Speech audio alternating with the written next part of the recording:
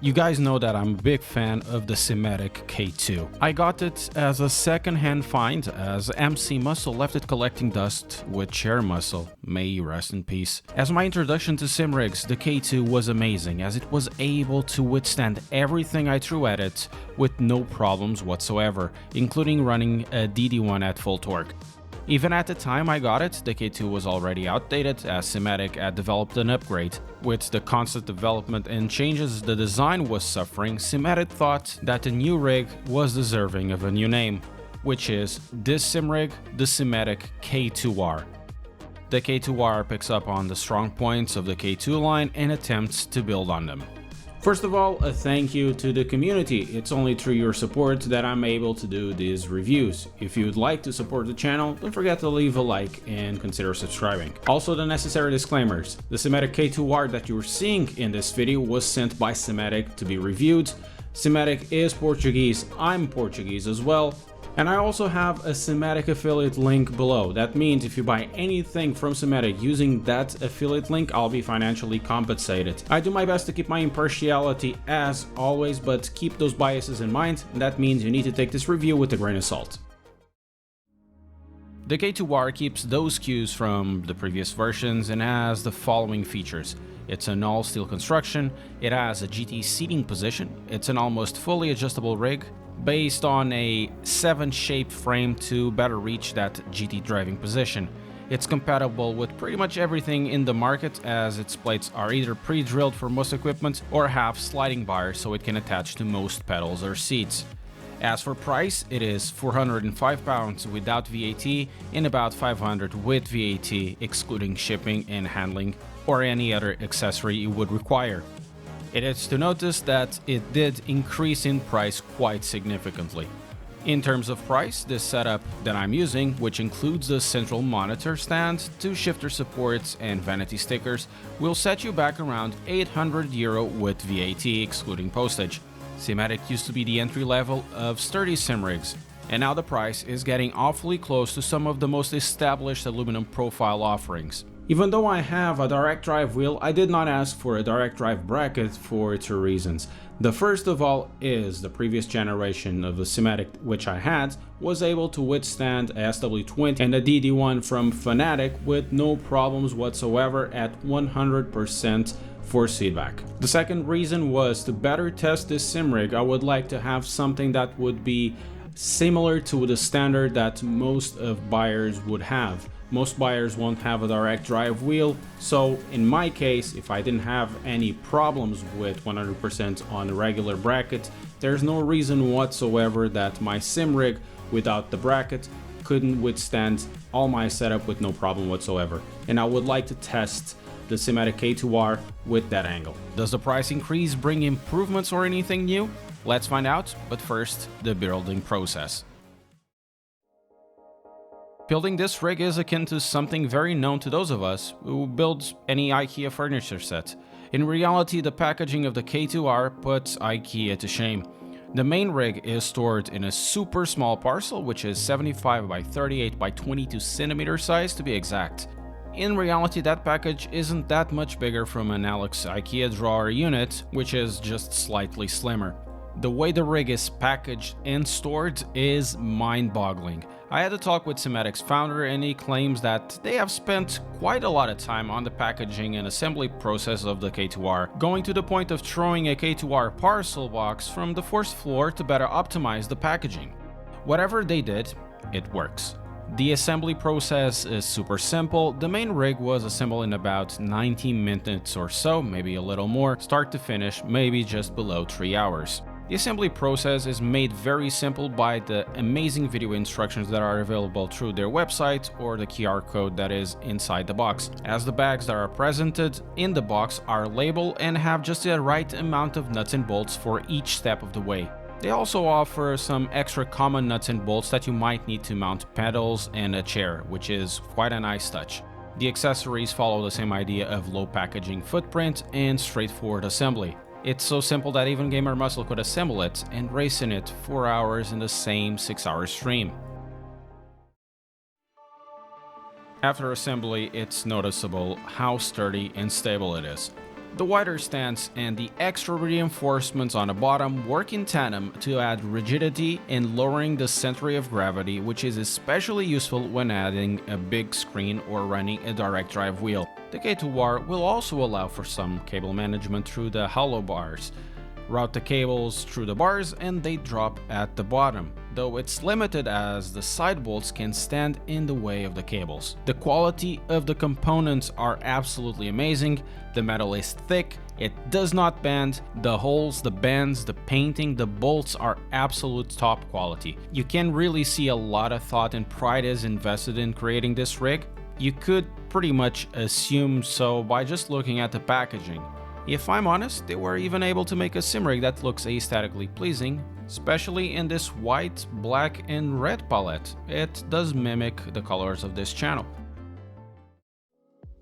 However, the biggest change from the K2, and for me personally, the biggest selling point of the K2R, especially at the price they have it, is this absolutely amazing pedal mount. One of the things that one of the founders in the Simétik call had with me mentioned about building rigs is that the pedal plate specifications were always changing.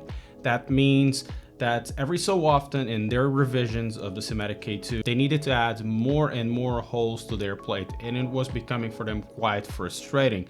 So they decided to do something radical, which is construct this frame, this pedal base, so it would be flexible enough to be used in pretty much every single pedal set that is out there. The design is simple and ingenious at the same time. Essentially, it is a square that is flanked by these aluminum profiles that serve two purposes. The first purpose is to attach these mounting brackets over here. They're compatible with pretty much everything in the market.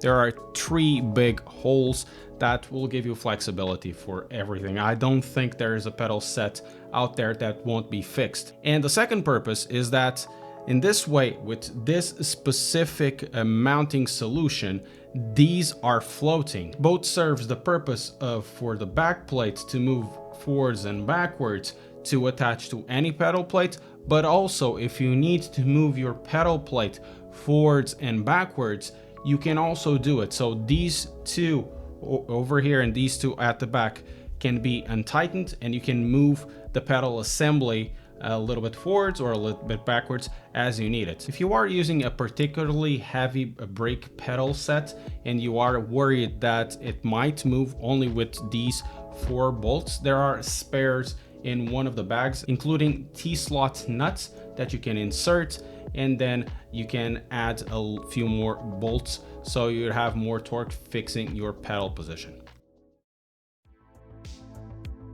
A few things to note and mention about the rig.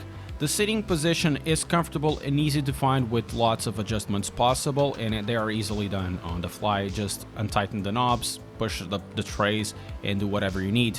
Though the adjustments are dependent on the size that you selected for the K2R in the assembly process. And then it's also dependent on the back of the rig. Due to the 7-shaped rig, it's not possible to only raise the steering wheel without changing the seating position. In terms of fine-tuning the position, this isn't an issue at all. It's just a case of moving your seat or your wheel tray just a bit. But in bigger changes, it might require a disassembly of the central part and moving the back portion of the rig to a different mounting hole. And speaking of the central mounting holes, it might look strange as it is connected to the back only through 2 bolts on each side, but I've never had an issue with both the K2R and the K2. They make the sim rig sturdy enough. I never have an issue with flex. Let's talk accessories for a bit. First and foremost, the central monitor. It's far easier to assemble than a K2 version with a greater degree of adjustability with far fewer bolts to undo totally. To slide the screen forwards and backwards, just tighten a few bolts and move the assembly. And then if you want to do it up and down, it's just a couple of knobs. I've been running the BenQ 32-inch monitor and an extra arm with a 24-inch monitor for monitoring the streams on top. It is super sturdy. There's also a side screen accessory which can be run with up to 32-inch screens. In terms of mounts, you can run the typical 75-75 or 100-100, but you can also cover 200 by 200 and 300 by 200 VESA mounts. The central mount screen is sturdy, easy to mount, but admittedly is quite on the expensive side. The shifter mount this time comes with 3 mounting positions, one on the side just by the steering wheel, which is very likely the most used, one at the bottom front assembly and for a more car-like position, and one in the handbrake position. I have an Akina handbrake jerry-rigged to a shifter mount, and through the sliding positions provided by the accessory, I have it just where I like it. A warning though for this latter handbrake position, I can tell you if you tighten too much the bolts, you can start to warp the vinyl. The vinyl will stop sticking from the base and it kind of look ugly if you remove it.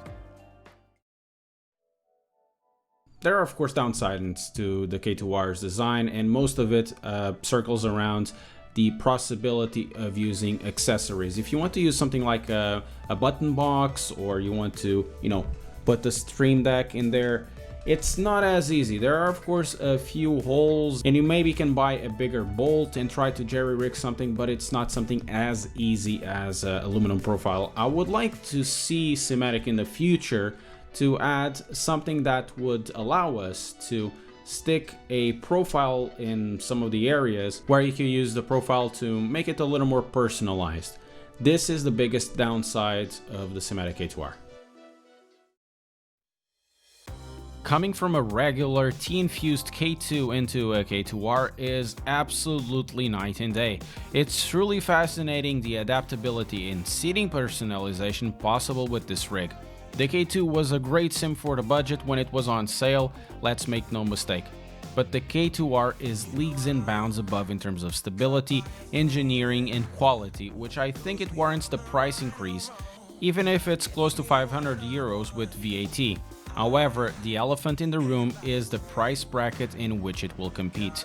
If you ignore this second gear shifter and the name stickers, which puts the price total at around 800 euros, the setup presented is pretty much representative of many potential buyers at 700. A comparable SimLab, the GT1, the Team Redline, or even the P1X with the same bells and whistles will set you back an extra 100 to 200 euros or so, which in a scheme of sim racing things, it's really not that much. A naked GT1 or TR1 will be at the same price, though they don't offer quite the same features from standard. But they do have the advantages on being in profiles, as it allows for more customizability in the long run. The strengths of the K2R are about being a super sturdy, well-built, well-assembled, nice to look at, simple to mount rig, compatible with pretty much everything, and providing a super adjustable seating position with the killer feature, which is that pedal tray, which if you were buy it by itself, it would over around 80 to 150 euros. If you add all the small details, the Simétik offer starts to make a lot of sense, even if it doesn't have the infinite customizability of an aluminum profile. Honestly, I like stuff that when I build it, I don't need to measure it by the centimeter or it doesn't fight back. There is a reason why IKEA is so popular, and the Simétik K2R is essentially the IKEA of sim racing, with the difference that this one is built like a tank.